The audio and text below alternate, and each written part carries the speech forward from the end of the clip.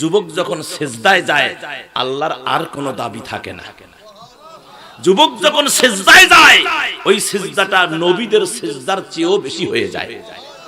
কেননা এই উম্মতের নবীর উম্মতের মর্যাদা বনি ইসরায়েলে যত নবী আসছেন ওই নবীদের ইজ্জতের চেয়ে সম্মানের চেয়ে অনেক বেশি।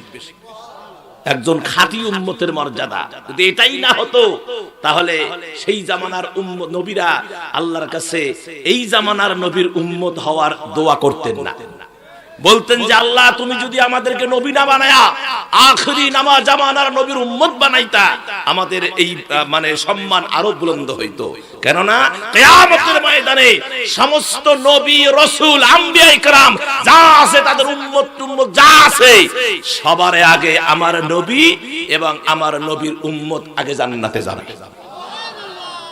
তাহলে যে আগে যায় সে সম্মানিত না যে পরে যায়? জোরে কোন জোরে কোন। আমার সম্মানিত ভাইরা, বিধায় যুবকেরা তোমাদেরকে ঠিক হতে হবে, তোমাদেরকে ভালো হতে হবে। কেননা আমি একটা হিসাব নিয়ে আমাদের বাংলাদেশে এই 16 বছরে কত কি হয়েছে তার একটা নমুনা আপনাদেরকে দেখাই, ভালো করে শুনবেন।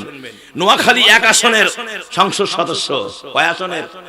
নোয়াখালীর 1 আসনের মানে নির্বাচিত তো বলাই যাবে না, এর বিনা ভোটের সংসদ সদস্য। এ কি করেছে দেখেন, একটা এইচ এম ইব্রাহিম সোনাইমুড়ি উপজেলার চেয়ারম্যান খন্দকার রুহুল আমিন এরা মিলায়া করছে কি একটা মসজিদ উদ্বোধন করতে গেছে। কি উদ্বোধন করতে গেছে? মসজিদ। সে মসজিদ উদ্বোধন করতে গেছে ব্যান্ড পার্টি নিয়ে। কি পার্টি নিয়ে? এই সানাই ব্যান্ড বাজায় না, এই ব্যান্ডের সরব যে এই ব্যান্ড পার্টি নিয়ে মসজিদ উদ্বোধন করতে গেছে। আমার ভাইয়েরা, এই নতুন বাংলাদেশে, নতুন এই স্বাধীন দেশে আর এগুলো চলবে? বলেন চলবে না? চলবে না। আমি একটা সুন্দর তথ্য আপনাদেরকে দিয়ে আমার তেলাওয়াতকৃত আয়াতের দিকে এগিয়ে যাব ইনশাআল্লাহ। সভাপতি সাহেব শোনেন, যারা অতিথিবৃন্দ, প্রধান অতিথিবৃন্দ সকলেই শোনেন। সেটি হলো পবিত্র কাবা শরীফের কিছু তথ্য আমিও নিশ্চয়ই দেখেছি, আর কিছু তথ্য আমি সংগ্রহ করেছি আপনাদেরকে। যেহেতু এই কাবা ঘরটা হলো আমাদের কি কিবলা, আর যেহেতু আজকের আলোচনা মসজিদ কেন্দ্রিক আলোচনা, কথা বলেন, বক্তাকে বোঝা লাগবে মাদ্রাসার যখন ওয়াজ হবে তখন মাদ্রাসার ওয়াজ, মসজিদের ওয়াজ হবে মসজিদের ওয়াজ, যুব সমাজের ওয়াজ হবে যুব সমাজের ওয়াজ। কথা কোন মানে বিষয় যদি ঠিক মতো সিলেক্ট না করে তাহলে কিন্তু আলোচনা জমবে না। যেহেতু মসজিদ কেন্দ্রিক আজকের এই প্রোগ্রাম, আলোচনাটা ওই ধাঁচেই হবে। কাবা শরীফ এটা হলো পৃথিবীর যত মসজিদ, কাবা হলো শ্রেষ্ঠ। কথা কোন ঠিক কিনা? আর এই পৃথিবীর যত মসজিদ আছে সমস্ত মসজিদগুলো হলো কাবার অংশ। কি জোরে কোন আমার ভাইয়েরা। হযরত ইব্রাহিম আলাইহিস সালাতু ওয়াস সালাম যখন ইসমাইলকে সাথে নিয়ে কাবা শরীফ নির্মাণ সমাপ্তি ঘটালেন, এক মুষ্ঠ বালি আল্লাহ রাব্বুল আলামিনের কাছে বললেন, আল্লাহ আমি এই বালুটুকু কি করব? আল্লাহ বললেন ফিকায়া দাও। যখন ফিকায়া দিলেন, ইব্রাহিমের দায়িত্ব শেষ। ওই বালি পৃথিবীর আনাচে কানাচে ছড়িয়ে দিলেন কে? আল্লাহ। জোরে কোন কে? আল্লাহ।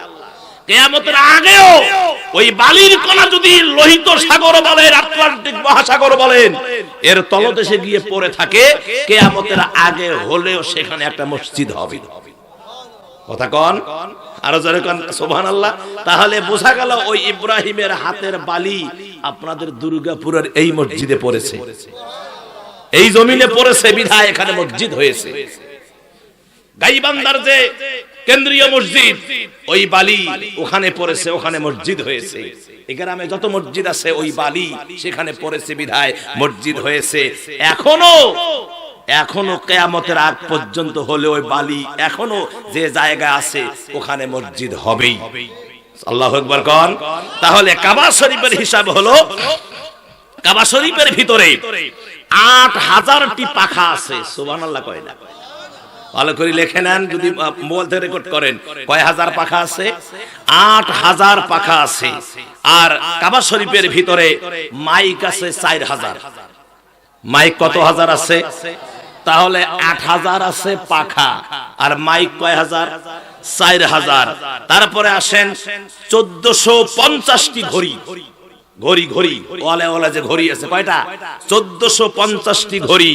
5000 ওয়াটার কুলার, 5000 ওয়াটার কুলার আছে। আর 1,50,000 জন খাদেম। জোরে কোন, জোরে কোন, জোরে কোন, আল্লাহু আকবার। 1,50,000 জন খাদেম কাবা শরীফটাকে সুন্দর করে ঝাড় পোছ করার জন্য বিভিন্ন সেক্টরে সেক্টরে তাদেরকে দায়িত্ব দিয়ে রাখছেন। সুবহানাল্লাহ কোন। তারপরে 1,364টি ঝাড়বাতি, 1,364টি ঝাড়বাতি। তারপরে 21,000 বাল্ব, এই যে বাল্ব, লাইটের বাল্ব। আর শেষ হলো 45টি দরজা আছে কাবা শরীফের ভিতরে ঢোকার জন্য। আল্লাহু আকবার কোন, আল্লাহু আকবার কোন।